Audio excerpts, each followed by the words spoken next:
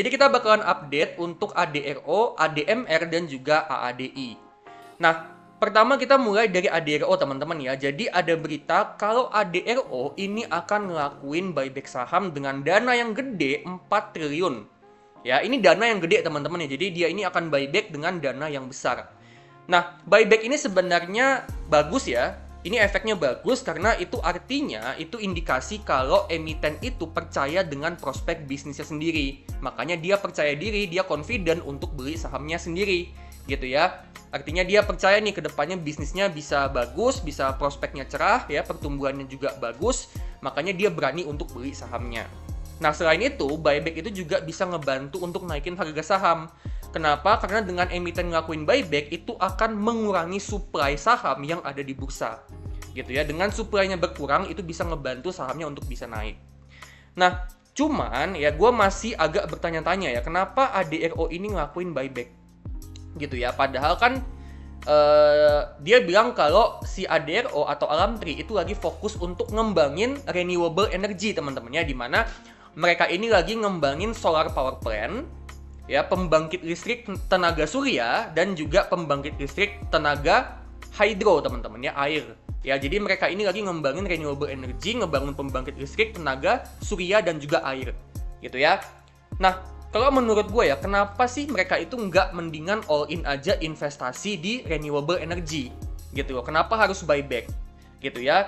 Jadi gue masih agak bertanya-tanya, cuman ya pasti yang namanya emiten ya pasti lebih tahu isi dalamnya gitu ya. Emiten manajemen pasti lebih tahu ya kebijakannya, alasannya kenapa mereka buyback gitu ya, dan harapannya itu bisa bagus untuk kedepannya gitu ya. Jadi untuk Alamtri ini akan ngelakuin buyback saham ya, dan bicara soal kedepannya, bicara soal pengembangan bisnis ya, yang tadi gue udah sebut ya, dia akan ngembangin 2 jenis renewable energy, yaitu pembangkit listrik tenaga surya dan juga tenaga hydro gitu ya. Nah, menurut gue antara dua ini ya, ini sebenarnya cukup bagus karena gini teman-teman ya. Jadi pembangkit listrik tenaga surya ya, solar power atau solar panel itu sebenarnya pembangkit listrik atau renewable energy yang bisa dibilang biaya untuk ngebangun dan waktu untuk pembangunannya, pengembangannya itu memakan waktu yang sebentar, lebih cepat, dan juga biaya yang lebih kecil. Gitu ya, artinya cepat jadinya. Nah, kalau cepat jadinya artinya kan juga bisa cepat ngasilin duit. Gitu ya. Nah, tapi kelemahan dari solar power plant itu adalah kapasitas ngasilin listriknya itu kecil, teman-teman. Jadi listrik yang bisa dihasilkan dari solar power plant itu kecil. Nah, tapi bagusnya dia ini juga punya proyek jangka panjang, yaitu hydro power plant, di mana untuk hydro power plant ini biayanya lebih besar ya, untuk pembangunannya juga makan waktu yang lebih lama daripada solar power plant, tapi ya kapasitas listrik yang bisa dihasilin sama hydro power plant itu lebih besar daripada solar power plant. Jadi ini bagus karena ya ibaratnya solar power plant itu supaya dalam jangka pendek, jangka menengah dia bisa langsung hasilin pendapatan. Sedangkan untuk pertumbuhan jangka panjang itu akan lebih fokus untuk ngebangun dan ngembangin hydro power plant. Gitu ya. Jadi dia udah punya planning jangka pendek, jangka menengah, dan juga jangka panjang. Jadi gue ngelihat kalau 2 renewable energy ini yang dikerjain sama ADRO ini sebenarnya prospeknya bagus baik untuk jangka pendek, menengah maupun panjang. Gitu ya. Nah, jadi kita lihat aja nanti ke depannya ya, meskipun memang untuk renewable energy ini kan ada kelemahan ya, kalau misalnya kayak solar power plant itu kan kelemahannya ya yang namanya sinar matahari kan nggak selalu ada. Kadang bisa mendung, kadang bisa nggak ada sinar matahari gitu kan. Jadi itu namanya intermitensi ya, jadi nggak selalu ada gitu loh. Nah itu bisa jadi problem. Nah nanti tinggal gimana manajemen itu untuk menyikapi itu semua. Gitu ya, itu kelemahan dari renewable energy, yaitu intermittency. Jadi nggak selalu ada gitu, kadang-kadang kondisinya tidak mendukung untuk dia buat ngasilin listrik gitu ya. Itu kelemahannya, tapi kita lihat nanti ke depannya gimana. Nah, selain itu dari ADRO sendiri, ini yang cukup menarik adalah si ADRO ini ya, dia ini nambah kepemilikan teman-teman ya di ADMR.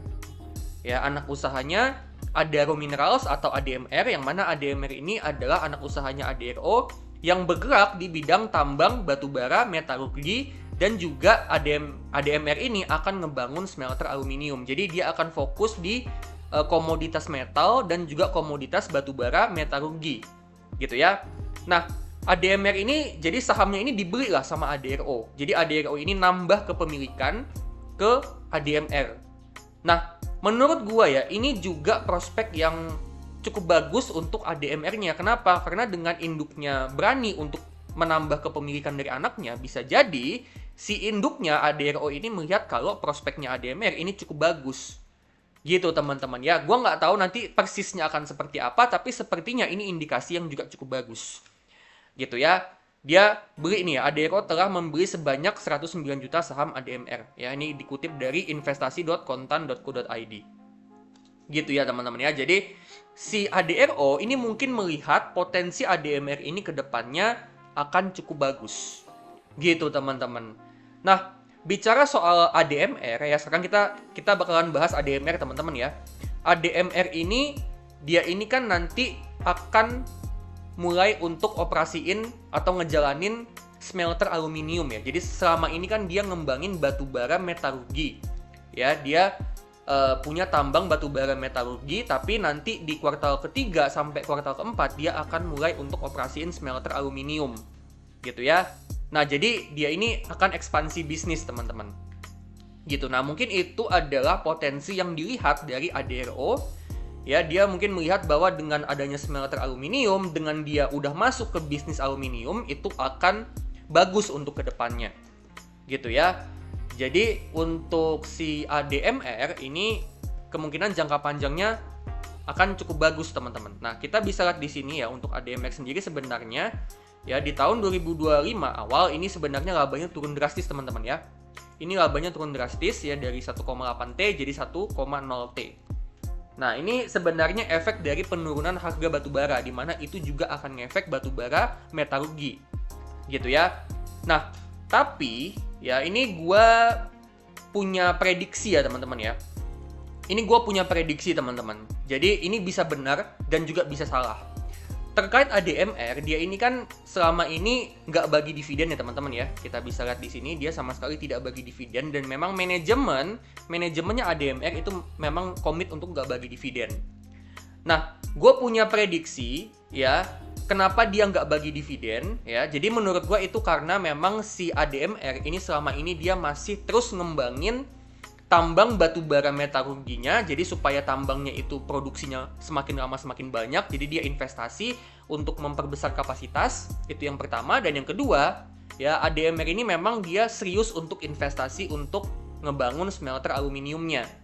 Nah, dengan smelter aluminiumnya itu jadi di kuartal ketiga, kuartal keempat tahun 2024, artinya kan bisa dibilang proyeknya itu untuk ngebangun kan udah selesai, tinggal dia ngejalanin.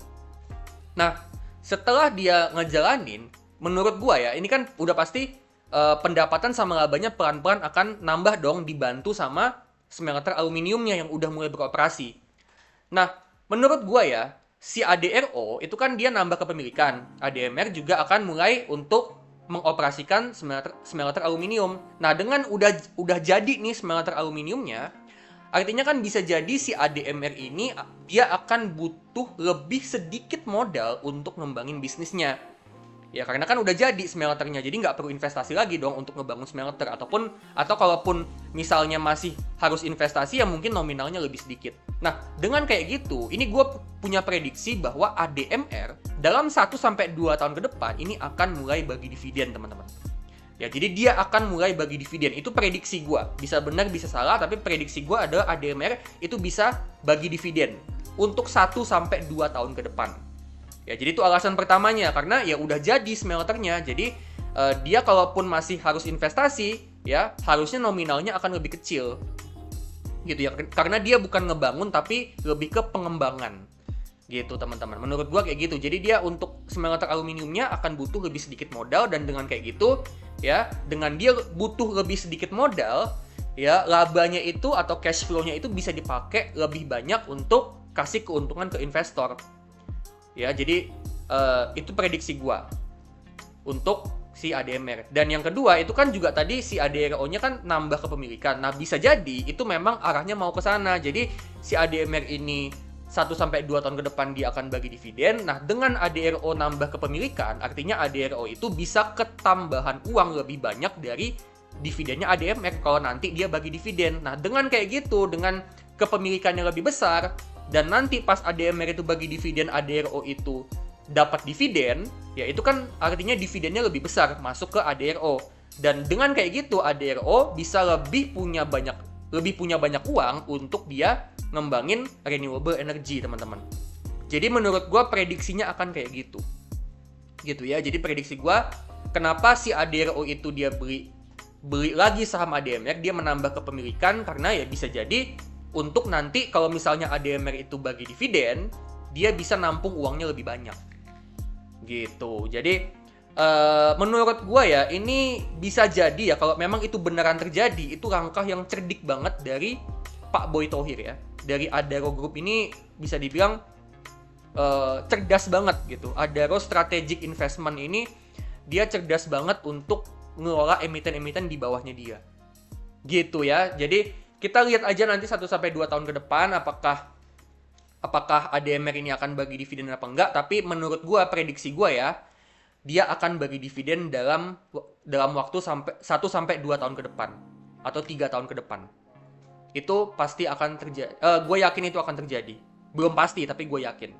Nah, kita udah bahas ADMR, kita udah bahas ADRO. Nah, sekarang kita akan bahas untuk AADI, teman-teman ya. Kita akan bahas untuk AADI. Nah, AADI ini dia kemarin sempat jatuh ya, teman-teman ya. Kalau kita lihat di sini, pas kemarin itu jatuh, dia sampai 6 ribuan sekian ya, 5 ribuan bahkan, mendekati harga IPO-nya dia. Congrats ya buat yang bisa beli di bawah itu.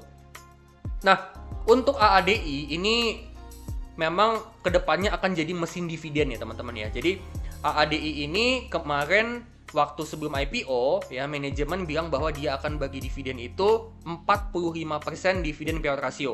Artinya dari laba yang dia cetak itu 45% akan jadi dividen. Tapi bukan untuk tahun ini, bukan untuk tahun buku 2025. Dia baru akan mulai bagi dividen di tahun buku 2026. Nah, berita yang baru muncul adalah untuk si AADI, ya untuk AADI ini dia itu malah mau buyback juga, gitu. Jadi si ADRO-nya mau buyback, AADI-nya juga mau buyback. Nah, ini juga bisa jadi langkah yang cukup bagus ya, teman-teman ya.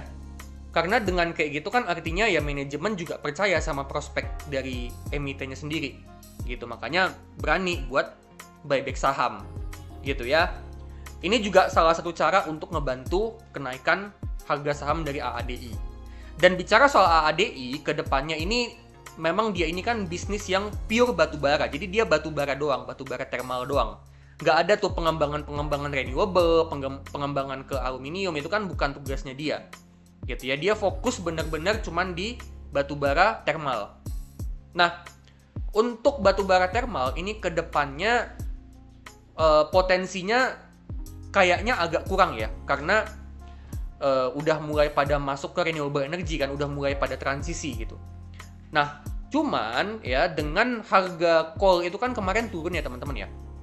Harga coal itu kan turun ya. Nah, itu bisa jadi dengan harga coal itu udah di bawah, bisa jadi nih kedepannya malah harga coal itu akan naik lagi gitu ya. Itu bisa aja gitu. Cuman untuk sampai kuartal kedua nanti harusnya sih labanya akan turun ya, teman-teman, dan turunnya itu akan cukup signifikan gitu. Nah, ini valuasinya memang menarik banget ya, cuman berapa ini, 2-4 kali gitu. Artinya ini PE-nya murah banget, super murah ya. Cuman tetap aja teman-teman buat yang mau invest di AADI itu pertimbangin lagi terkait batu baranya. Karena dia ini benar-benar cuman batu bara doang gitu loh. Jadi nanti kalau batu bara itu permintaannya mulai menurun katakanlah karena udah transisi menuju energi terbarukan, ya AADI ini bisnisnya juga akan turun gitu. Benar-benar akan turun. Beda sama PTBA sama ITMG yang dimana dia punya batu bara thermal tapi dia juga ngembangin renewable energy. Nah, itu mungkin bisa lebih bagus. Nah, AADI ini benar-benar batu bara thermal doang. Jadi kita lihat ke depannya gimana ya. Mungkin masih akan ada permintaan dari negara-negara besar kayak China sama India. Mungkin masih ada ya, masih akan gede ya, tapi kita lihat perkembangannya nanti. Jadi teman-teman buat yang invest di AADI mungkin dividennya akan gede banget, bisa sampai 15-16%. Tapi dengan bisnisnya yang agak-agak declining, agak-agak menurun, ini mulai agak hati-hati. Gitu ya. Nah, tapi menurut gue ya overall ya, dengan si AADI, ADRO itu dia buyback saham, ditambah juga ADRO ini nambah kepemilikan di ADMR, ya, ini adalah menurut gue ya, ini indikasi kalau manajemennya itu punya confident yang tinggi, teman-teman. Confident yang tinggi untuk prospek bisnisnya ke depannya. Buktinya aja ya, ADRO bisa buyback, AADI juga buyback, dan ADRO juga nambah kepemilikannya ADMR, ya. Berani gitu loh, mereka tuh beli saham dari perusahaannya sendiri tuh berani gitu. Itu artinya ya memang dia punya confident. Ya, Pak Boy Thohir dan kawan-kawan ini punya confident untuk prospek bisnisnya. Gitu ya. Nah, kita lihat ke depannya teman-teman ya, gimana seperti apa perkembangannya. Ya, jadi overall untuk ADRO dia buyback, ditambah dia juga masih terus ngembangin renewable energy lewat solar power plant, hydro power plant gitu ya. Terus untuk ADMR ini dia masih terus ngembangin tambang batu bara metalurginya dia, ditambah untuk smelter aluminium itu akan beroperasi di Q3 sampai Q4 sekitar bulan September Oktober ya. Gitu. Nah, terus untuk ADMR ini juga gue punya prediksi kalau dia 1 sampai 2 tahun ke depan akan bagi dividen. Sementara untuk AADI ini dia juga buyback, emitennya mau buyback ya. Dan untuk dividennya baru akan dibagi mungkin paling cepat akhir tahun ini atau awal tahun depan gitu ya. Dan untuk AADI dia buyback, ini bagus, artinya manajemennya punya confident, tapi dengan bisnis batubara thermal ini kayaknya ada potensi untuk menurun seiring dengan transisi ke renewable energy. Ini bisa jadi AADI ini bisnisnya sunset gitu ya. Jadi dia bisa jadi menurun gitu dalam jangka panjang. Oke, jadi kayak gitu teman-teman ya overall ya untuk 3 emiten ini. Ya, semoga kalian bisa dapat insight, bisa dapat ilmu dari sini. Ya, dan harapannya kalian bisa cuan gede dari 3 saham ini. Oke, teman-teman, disclaimer, ini bukan ajakan untuk jual beli saham, ini juga bukan ajakan untuk pom-pom atau semacamnya. Ini cuma opini dan analisa gua dan prediksi gua. Keputusan tetap di tangan kalian masing-masing dan tetap do your own research. Oke, dan jangan lupa juga ya untuk join membership Todopedia. Dan juga jangan lupa untuk cek produk digital Todopedia, karena kalian bisa jadi ketolong dengan produk digital Todopedia. Oke, kalau gitu gue pamit dulu dan sampai ketemu di video selanjutnya.